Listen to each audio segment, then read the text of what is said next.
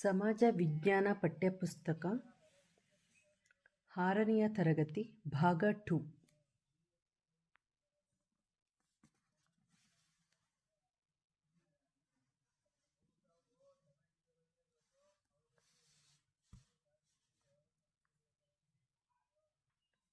ಇತಿಹಾಸ.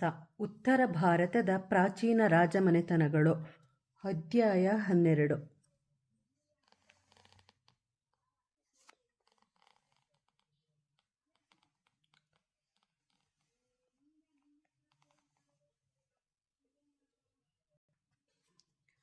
ಮೌರ್ಯರು.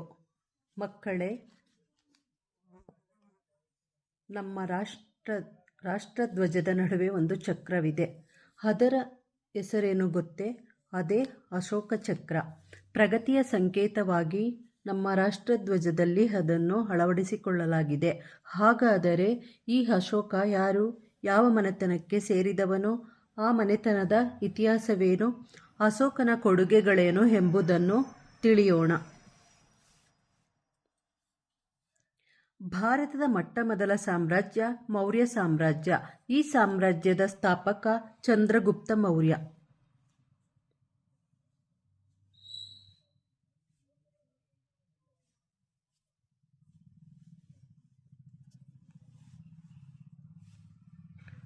ಪಾಟಲಿಪುತ್ರ ಮೌರ್ಯರ ರಾಜಧಾನಿ. ಸಾರನಾಥ ಬುದ್ಧನು ಉಪದೇಶ ನೀಡಿದ ಪ್ರಥಮ ಸ್ಥಳ. ಸಾಂಚಿ ಸ್ತೂಪ. ರುಮ್ಮಿಂದೇಯಿ ಬುದ್ಧನ ಜನ್ಮಸ್ಥಳ. ಅಶೋಕನು ಸ್ತಂಭ ಶಾಸನ ಸ್ಥಾಪಿಸಿದ ಸ್ಥಳ. ಚಂದ್ರಗುಪ್ತ ಮೌರ್ಯ. ಚಂದ್ರಗುಪ್ತ ಮೌರ್ಯ ಒಬ್ಬ ಸಾಹಸಿ ಯುವಕ. ತಕ್ಷಶಿಲೆಯ ವಿಷ್ಣುಗುಪ್ತನು ನಂದ ವಂಶದ ರಾಜನಾದ ಧನನಂದನಿಂದ ಅವಮಾನಿತನಾಗಿದ್ದನು. ಚಾಣಾಕ್ಷನು ಕುಟಿಲತಂತ್ರಗಳಲ್ಲಿ ನಿಪುಣನೂ ಆದ ವಿಷ್ಣುಗುಪ್ತನಿಗೆ ಚಾಣಕ್ಯ, ಕೌಟಿಲ್ಯ ಎಂಬ ಹೆಸರುಗಳು ಇದ್ದವು. ಈತನು ಚಂದ್ರಗುಪ್ತ ಮೌರ್ಯನಿಗೆ ಸೈನಿಕ ಮತ್ತು ಯುದ್ಧ ತರಬೇತಿ ನೀಡಿ ಸೇನೆಯನ್ನು ಸಜ್ಜುಗೊಳಿಸಲು ನೆರವಾದನು. ಈ ವೇಳೆಗೆ ಧನನಂದನು ಪ್ರಜೆಗಳ ವಿಶ್ವಾಸ ಕಳೆದುಕೊಂಡಿದ್ದರಿಂದ ಸುಲಭವಾಗಿ ಅವನನ್ನು ಸಿಂಹಾಸನದಿಂದ ಕೆಳಗಿಳಿಸಲು ಚಂದ್ರಗುಪ್ತ ಮೌರ್ಯನಿಗೆ ಸಾಧ್ಯವಾಯಿತು. ಹೀಗೆ ಚಂದ್ರಗುಪ್ತ ಮೌರ್ಯನು 2300 ವರ್ಷಗಳ ಹಿಂದೆ ಮೌರ್ಯ ಸಾಮ್ರಾಜ್ಯವನ್ನು ಸ್ಥಾಪಿಸಿ ಪಾಟಲಿಪುತ್ರ ಅಥವಾ ಈಗಿನ ಬಿಹಾರದ ರಾಜಧಾನಿ ಪಾಟ್ನಾವನ್ನು ತನ್ನ ರಾಜಧಾನಿಯಾಗಿ ಮಾಡಿಕೊಂಡನು. ನಂತರ ಚಂದ್ರಗುಪ್ತ ಮೌರ್ಯನು ಬೃಹತ್ ಸೇನೆಯನ್ನು ಸಂಘಟಿಸಿ ವಾಯುವ್ಯ ಭಾರತದ ಕಡೆಗೆ ನುಗ್ಗಿದನು.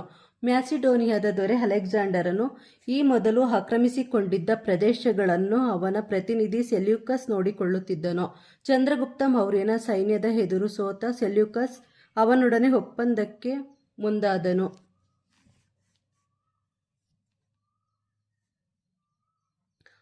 ಅಫ್ಘಾನಿಸ್ತಾನ, ಬಲೂಚಿಸ್ತಾನ ಮತ್ತು ಸಿಂಧ್ನ ಪಶ್ಚಿಮ ಪ್ರದೇಶಗಳನ್ನು ಚಂದ್ರಗುಪ್ತ ಮೌರ್ಯನಿಗೆ ನೀಡಿದನಲ್ಲದೆ ತನ್ನ ಮಗಳನ್ನು ಕೊಟ್ಟು ಮದುವೆ ಮಾಡಿದನು.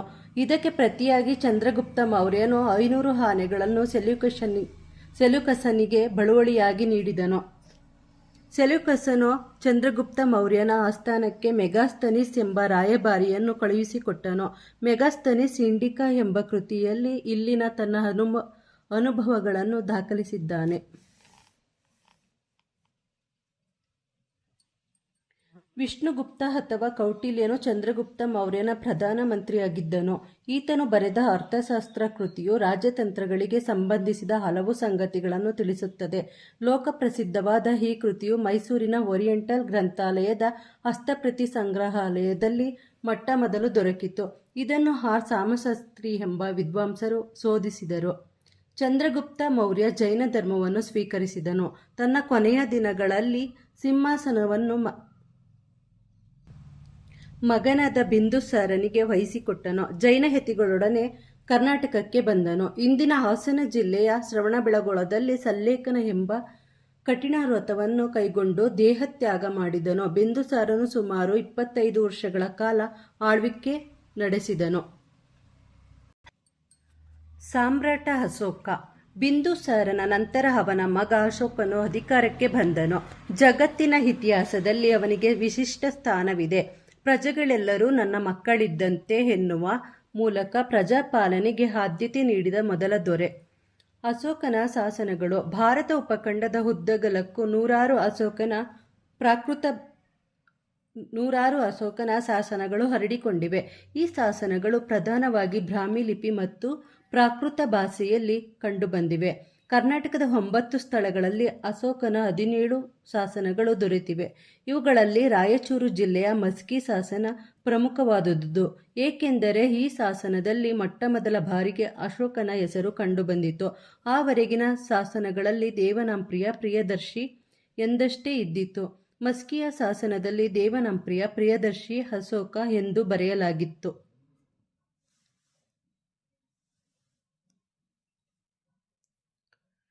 ಆವರೆಗಿನ ಶಾಸನದಲ್ಲಿ ದೇವನಾಂಪ್ರಿಯ ಪ್ರಿಯದರ್ಶಿ ಎಂದಷ್ಟೇ ಇದ್ದಿತು. ಮಸ್ಕಿಯ ಶಾಸನದಲ್ಲಿ ದೇವನಾಂಪ್ರಿಯ ಪ್ರಿಯದರ್ಶಿ ಅಶೋಕ ಎಂದು ಬರೆಯಲಾಗಿತ್ತು.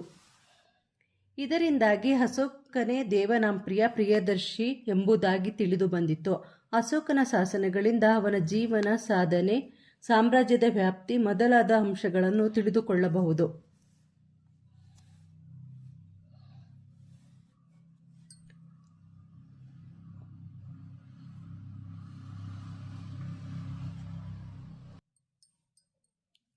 ಕಳಿಂಗ ಯುದ್ಧ. ಅಶೋಕನು ಅಧಿಕಾರಕ್ಕೆ ಬಂದ 8ನೆಯ ವರ್ಷದಲ್ಲಿ ಕಳಿಂಗ ರಾಜ್ಯದ ಮೇಲೆ ಯುದ್ಧ ಸಾರಿದನು. ಇದು ಅವನ ಜೀವನದ ಮಹತ್ವದ ಘಟನೆಯಾಗಿದೆ. ಕಳಿಂಗ ರಾಜ್ಯವು ಇಂದಿನ ಒಡಿಶಾ ರಾಜ್ಯದ ಭಾಗವಾಗಿದ್ದು, ಇದರ ಮೇಲೆ ಅಶೋಕನು ಯುದ್ಧ ನಡೆಸಿದನು. ಯುದ್ಧದಲ್ಲಿ ಸಾವಿರಾರು ಜನರು ಪ್ರಾಣ ಕಳೆದುಕೊಂಡರು. 1,00,000 ಜನರು ಗಾಯಗೊಂಡರು. 1,50,000 ಶತ್ರು ಸೈನಿಕರು ಬಂಧಿತರಾದರು. ರಣರಂಗದಲ್ಲಿ ಸಾವು ನೋವಿನ ಘೋರ ದೃಶ್ಯಗಳು ಅಶೋಕನ ಮನಕಲಕಿದವು. ಇದರಿಂದ ಮನನೊಂದ ಅಶೋಕನು ಆ ಕ್ಷಣದಿಂದಲೇ ಯುದ್ಧ ಮಾಡದಿರಲು ನಿರ್ಧರಿಸಿದನು. ಈ ರೀತಿ ಮನಪರಿವರ್ತನೆಗೊಂಡ ಮತ್ತೊಬ್ಬ ಸಾಮ್ರಾಟ ಜಗತ್ತಿನ ಇತಿಹಾಸದಲ್ಲಿಯೇ ಇಲ್ಲ. ಯುದ್ಧ ಮಾರ್ಗದ ಬದಲು ಧರ್ಮ ಮಾರ್ಗವನ್ನು ಹಿಡಿದ ಸಾಮ್ರಾಟ ಅಶೋಕನನ್ನು ಮಹಾಶಯನೆಂದು ಕರೆಯುವ ಮೂಲಕ ಗೌರವಿಸಲಾಗುತ್ತಿದೆ.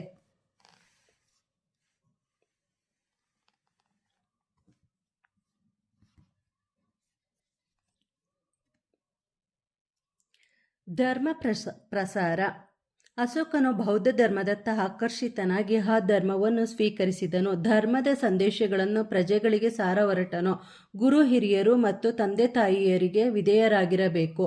ಕರುಣೆ, ಔದಾರ್ಯ, ಸತ್ಯಸಂಧತೆಗಳಿಂದ ಕೂಡಿರಬೇಕು.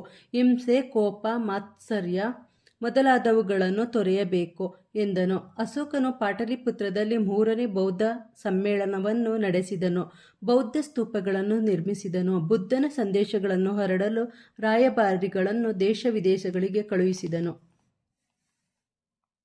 ಮೌರ್ಯರ ಆಡಳಿತ ಪದ್ಧತಿ. ರಾಜನೇ ಆಡಳಿತ ವ್ಯವಸ್ಥೆಯ ಮುಖ್ಯಸ್ಥನಾಗಿದ್ದನು. ಎಲ್ಲ ಅಧಿಕಾರಗಳು ಆತನ ಕೈಯಲ್ಲಿದ್ದವು. ರಾಜನಿಗೆ ಸಲಹೆ ನೀಡಲು ಮಂತ್ರಿಮಂಡಲವಿತ್ತು. ಆಡಳಿತದ ವಿಭಾಗಗಳನ್ನು ನೋಡಿಕೊಳ್ಳಲು ಉನ್ನತ ಅಧಿಕಾರಿಗಳಿದ್ದರು.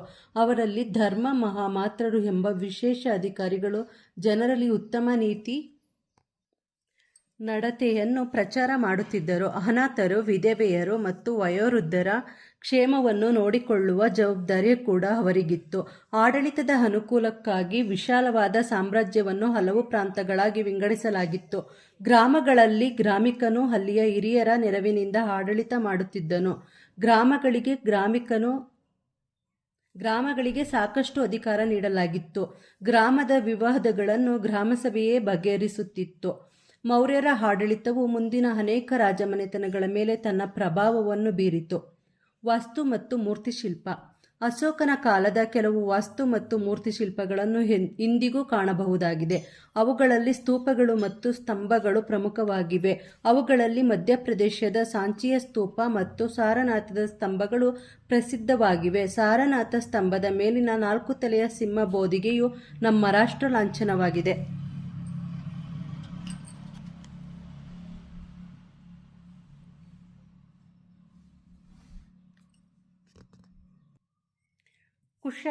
ಕುಶಾನರು.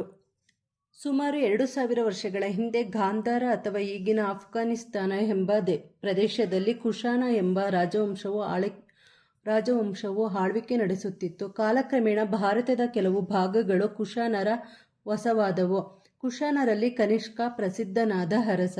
ಅವನು ಸುದೀರ್ಘ ಕಾಲ ಯುದ್ಧಗಳನ್ನು ನಡೆಸಿ ತನ್ನ ಸಾಮ್ರಾಜ್ಯವನ್ನು ವಿಸ್ತರಿಸಿದನು. ಉತ್ತರ ಭಾರತದಲ್ಲಿ ಅವನ ಸಾಮ್ರಾಜ್ಯವು ಅಫ್ಘಾನಿಸ್ತಾನದಿಂದ ಬಿಹಾರದವರೆಗೂ ಹಬ್ಬಿತು. ಬಿತ್ತು.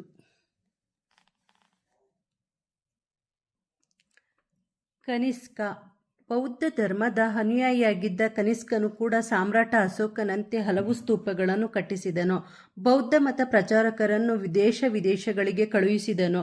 ಅಲ್ಲದೆ ಕಾಶ್ಮೀರದಲ್ಲಿ 4ನೆಯ ಬೌದ್ಧ ಮಹಾಸಭೆಯನ್ನು ನಡೆಸಿದನು.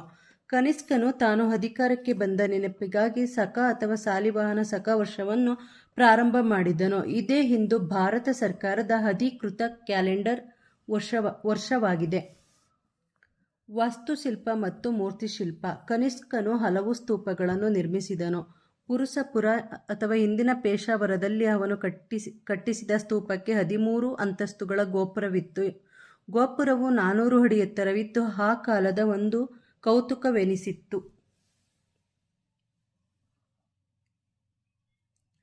ಕನಿಷ್ಕನು ಕಲಾಪೋಷಕನಾಗಿದ್ದನು. ಅವನು ಬೇರೆ ಬೇರೆ ದೇಶಗಳ ಕಲಾಕಾರರನ್ನು ತನ್ನಲ್ಲಿಗೆ ಕರೆಸಿಕೊಂಡಿದ್ದನು. ಇದರ ಪರಿಣಾಮವಾಗಿ ವಿವಿಧ ಕಲಾಶೈಲಿಗಳು ಬೆರೆತು ಗಾಂಧಾರ ಮತ್ತು ಮಥುರಾ ಎಂಬ ಹೊಸ ಶೈಲಿಗಳು ಹುಟ್ಟಿಕೊಂಡವು. ಮಥುರೆಯಲ್ಲಿ ಕನಿಷ್ಕನ ಅಲ್ಲಿನ ವಿಗ್ರಹ ದೊರಕಿದೆ. ಇದರ ತಲೆಭಾಗವು ನಾಶವಾಗಿದ್ದು ಕೆಳಭಾಗದಲ್ಲಿ ಕನಿಷ್ಕನ ಹೆಸರನ್ನು ಕೆತ್ತಲಾಗಿದೆ. ಕುಶಾನರ ಅನೇಕ ನಾಣ್ಯಗಳು ದೊರೆತಿವೆ. ಇವರೇ ಭಾರತದಲ್ಲಿ ಮೊಟ್ಟಮೊದಲು ಚಿನ್ನದ ನಾಣ್ಯಗಳನ್ನು ಚಲಾವಣೆಗೆ ತಂದವರು. ಸಾಹಿತ್ಯ ಕನಿಷ್ಕನು ವಿದ್ವಾಂಸರು ಮತ್ತು ಸಾಹಿತಿಗಳಿಗೆ ಆಶ್ರಯ ನೀಡಿದ್ದನು. ಅವರಲ್ಲಿ ಅಶ್ವಘೋಷ ಪ್ರಮುಖನು. ಇವನು ಬುದ್ಧಚರಿತ ಎಂಬ ಕೃತಿಯನ್ನು ಸಂಸ್ಕೃತದಲ್ಲಿ ರಚಿಸಿದ್ದಾನೆ. ನಾಗಾರ್ಜುನನು ಕನಿಷ್ಕನ ಆಸ್ಥಾನದಲ್ಲಿದ್ದ ಶ್ರೇಷ್ಠ ತತ್ವಜ್ಞಾನಿ ಹಾಗೂ ವಿಜ್ಞಾನಿ. ವಸುಮಿತ್ರ ಓರ್ವ ವಿದ್ವಾಂಸ ಹಾಗೂ ಕಾಶ್ಮೀರದಲ್ಲಿ ನಡೆದ 4ನೇ ಬೌದ್ಧ ಮಹಾಸಭೆಯ ಅಧ್ಯಕ್ಷನಾಗಿದ್ದವನು. ಚರಕ ಎಂಬುವನು ಕನಿಷ್ಕನ ಸಮಕಾಲೀನ ವೈದ್ಯನಾಗಿದ್ದನೆಂದು ಹೇಳಲಾಗುತ್ತದೆ. ಚರಕ ಸಂಹಿತೆ ಎಂಬ ಗ್ರಂಥವನ್ನು ಬರೆದನು.